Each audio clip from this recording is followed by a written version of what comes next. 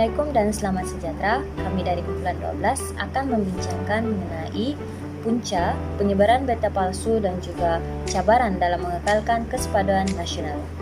Terdapat beberapa faktor penyebaran maklumat palsu. Antara salah satu faktor penyebaran maklumat palsu ialah tahap literasi yang masih rendah dalam kalangan masyarakat. Hal ini dikatakan demikian kerana ramai orang yang menggunakan media sosial tanpa mengira umur. Namun, kesedaran etika penggunaannya masih rendah dalam kalangan masyarakat. Segelintir individu yang tidak bertanggungjawab menyebarkan berita palsu tanpa menyimak kesahihannya. Keadaan ini menimbulkan permasalahan yang lebih meruncing kerana terdapat sebahagian masyarakat percaya terhadap maklumat palsu yang telah tersebar. Salam sejahtera. Isi yang seterusnya adalah wartawan yang tidak bertauliah. Sikap individu yang berlumba-lumba untuk menjadi orang pertama ini adalah punca pertama berlaku penyebaran maklumat palsu. Kerana manakala berlumba-lumba untuk menyebarkan maklumat palsu, individu tidak akan menganalisis maklumat tersebut dan kadar peningkatan penyebaran maklumat palsu ini akan meningkat. Seterusnya, segelintir rakyat tidak memperlukan untuk menyemak dahulu kesaksian berita tersebut. Selain itu, suasana dunia tanpa sepadan ini dan kemajuan digitalisasi ini juga punca berlaku penyebaran maklumat palsu. Kerana pada zaman kini, ada banyak aplikasi seperti WhatsApp, Instagram, Facebook, dan pelbagai-bagainya. Manakala individu tidak menganalisiskan maklumat tersebut, penyebaran itu akan mempercepatkan prosesnya. Seterusnya, penyebaran maklumat palsu ini juga menjadi peluang kepada industri-industri aplikasi sosial untuk mendapat untung yang banyak. Segelintir industri menciptakan sesuatu maklumat palsu dan menyebar dan bermula untuk menyebarkan dalam kalangan masyarakat bermotif untuk mendapatkan keuntungan yang berlebihan. Isi yang seterusnya ialah internet tanpa batasan. Hal ini kerana maklumat yang dikongsi tidak dapat dipastikan kesahihannya. Pelbagai peringkat umur mampu mengakses internet untuk menyebarkan pelbagai maklumat. Sebagai contoh, seseorang boleh menyebarkan maklumat hanya dengan ujung jari, iaitu menekan butang klik sahaja, sehingga menimbulkan kekeliruan dan keresahan masyarakat di sekitar. Sekiranya maklumat yang dikongsi itu tidak benar. Internet mampu menyebarkan maklumat dengan meluas dan murah. Identiti kepada internet sebagai penyebar berita palsu dan kabar angin sudah tidak asing lagi. Oleh itu, dalam konteks masyarakat Malaysia yang berbilang kaum, penyebaran berita palsu perlu dibanteras dengan segera. Seterusnya, antara punca yang menyebabkan berlakunya penyebaran maklumat palsu ialah faktor usia. Laman sosial seperti Facebook, WhatsApp, dan Instagram merupakan antara platform utama yang digunakan. Tidak kira usia termasuklah golongan yang sudah berumur. Tidak dinafikan platform-platform ini lebih memudahkan kita untuk kekal berhubung antara satu sama lain. Namun seperti yang kita sedia maklum, golongan yang sudah berumur kurang pengetahuan berkenaan IT disebabkan tidak menerima pendedahan dari awal berkaitan penggunaan internet. Hal ini menyebabkan mereka lebih mudah terpedaya dengan perkongsian yang mereka dapat dari laman sosial sekaligus mempercayai berita tersebut tanpa usul periksa. Salah satu contoh situasi penyebaran maklumat palsu yang hangat ialah semasa kerajaan memperkenalkan program penerimaan vaksin bagi COVID-19. Sangat banyak berita yang boleh menyebabkan salah faham telah disebarkan di laman sosial, terutamanya di aplikasi WhatsApp. Selain itu juga, kurang pengawasan daripada golongan muda yang celik IT juga boleh menyebabkan berlakunya penyebaran maklumat palsu berleluasa. Berikut merupakan cabaran dalam mengekalkan kesepakatan nasional. Apakah yang dimaksudkan dengan kesepakatan nasional? Kesepakatan menurut ilmu kalung ialah asabiyah yang merujuk kepada perpaduan sosial. Kesepakatan nasional ialah merupakan satu proses dinamik di mana rakyat dan berbagai kaum dan etnik yang memiliki berbagai latar budaya, agama, dan adat mampu hidup dalam keadaan yang aman dan damai, sebagaimana rakyat Malaysia yang mampu hidup dalam keadaan yang harmoni meskipun memiliki masyarakat yang berbagai kaum. Namun begitu, kesepaduan nasional ini mampu tergugat disebabkan oleh beberapa faktor dari aspek politik, ekonomi, dan sosial. Kita beralih ke slide seterusnya. Dalam slide ini, saya akan menerangkan berkaitan cabaran dalam mengekalkan kesepaduan nasional. Cabaran yang dihadapi dalam mengekalkan kesepaduan nasional antaranya ialah dari aspek politik negara kita.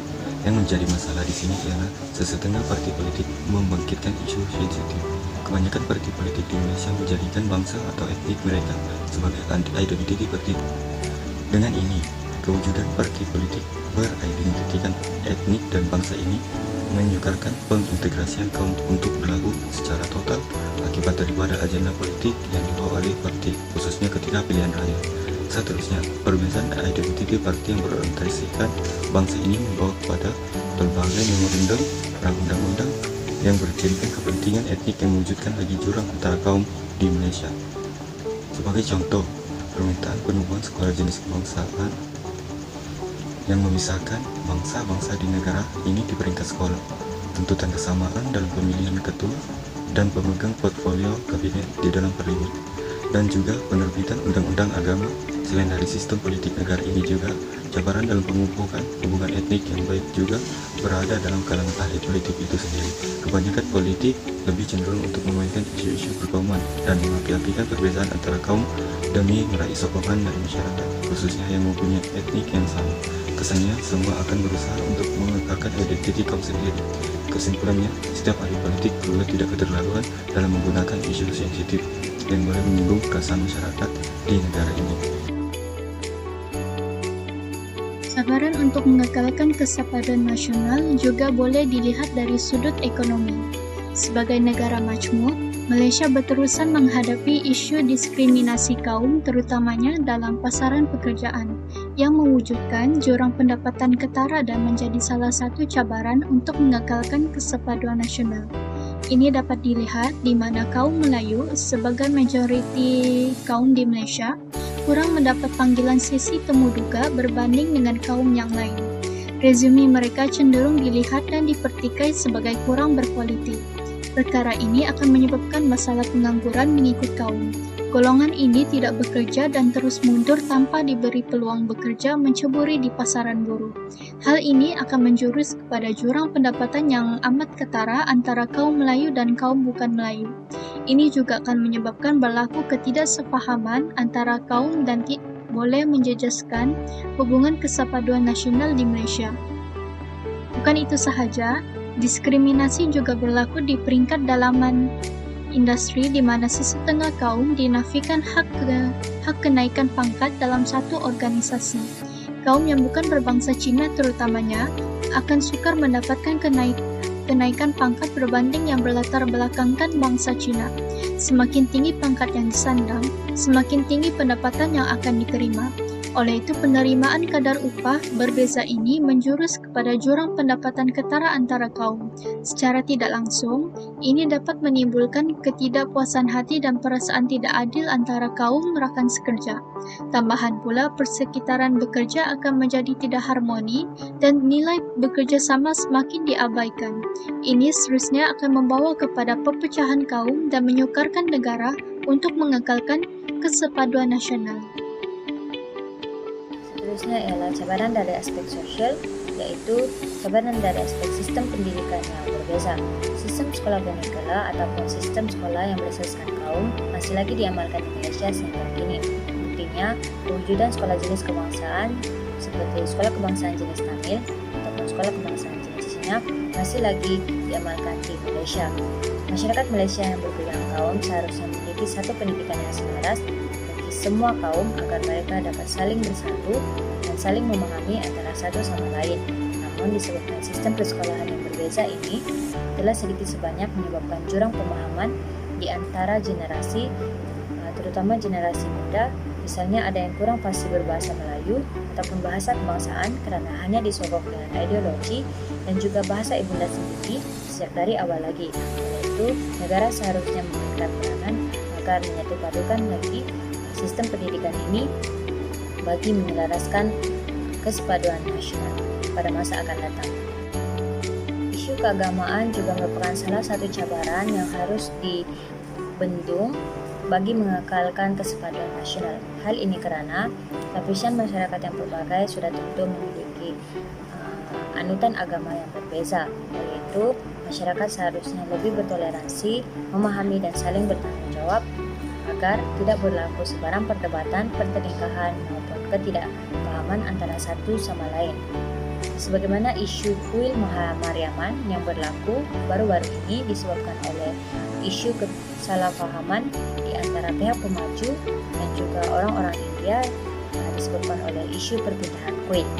Selain itu juga berlaku isu seperti isu tulisan Jawi di antara orang Melayu dan juga orang Cina yang tidak berpuas hati apabila tulisan Jawi hendak dimasukkan di dalam mata pelajaran di sekolah kebangsaan.